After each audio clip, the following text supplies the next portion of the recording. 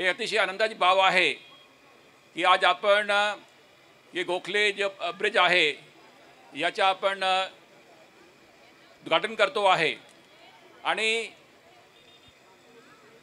यावेळी मी काही 2-3 अत्यंत महत्त्वाचे मुद्दे मांडू इच्छितो। सर, हे आपला जे गोखले ब्रिज आहे हे देशामध्ये एक नवीन विक्रम निर्माण केला आपण, नवीन रेकॉर्ड इन इंडिया। कारण सर हे जो आपण गर्डर ब्रिज इन्स्टॉल केला आहे याचा वजन सर 1300 मेट्रिक टन आहे आणि पहिल्यांदा सर आपण 1300 मेट्रिक टनच्या चालत्या रेलगाड्या जो ट्रॅक्स आहे, कारण हे जो रेल्वे ट्रॅक्स आहे बिझिएस्ट ट्रॅक आहे देशाचा, जिथे दर 3 मिनिटांनी 4 मिनिटांनी गाडी जाते सर, सबर्बन आणि आप लॉंग डिस्टन्स ट्रेन्स। ते बंद न करता सर आपण एक 1300 टनचा आपण गर्डर ब्रिज आपण पहिला फॅब्रिकेट केला सर, त्यानंतर आपण स्लाईड केला आणि स्लाईड करून आपण याला ट्रॅकच्या वर आणला आणि मग त्याला सर पॅरलल असा स्लाईड केला आपण। मग आपण हळूहळू त्याला 7 मीटर खाली उतरवला, म्हणजे हे देशामध्ये पहिला हे प्रयोग केला गेला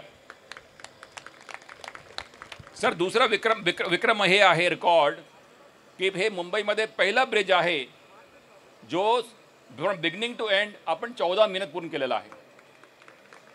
म्हणजे की आतापर्यंत कुठला ब्रिज मुंबईमध्ये नाही जो आपण 14 मिनिटात आपण वर्कऑर्डर देऊन काम पूर्ण केला असेल।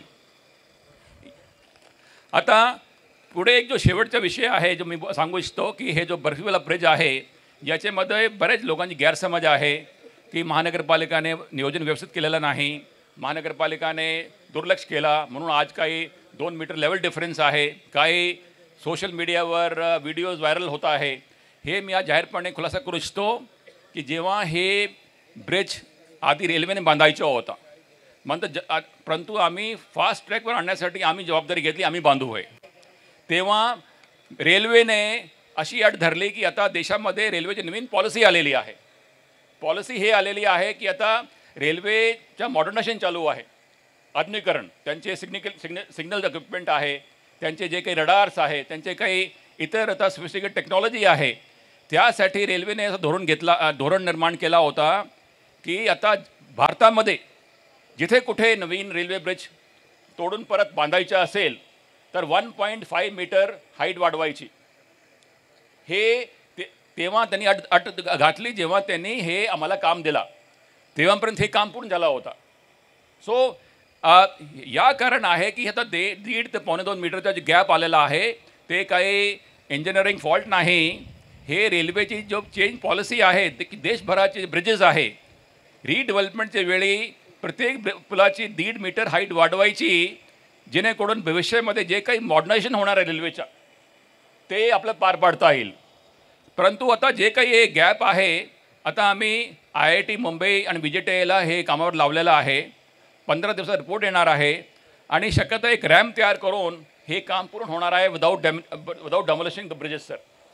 हे सुद्धा आम्ही युद्ध पातळीवर काम करू आणि 31 डिसेंबर म्हणजे 2024 डिसेंबरपर्यंत हे बाकी जो 3 लेन्स आहेत ते चालू करू, अशा मी आपण सर्वांना आणि मंत्री महोदयांना मी ग्वाही देऊ इच्छितो।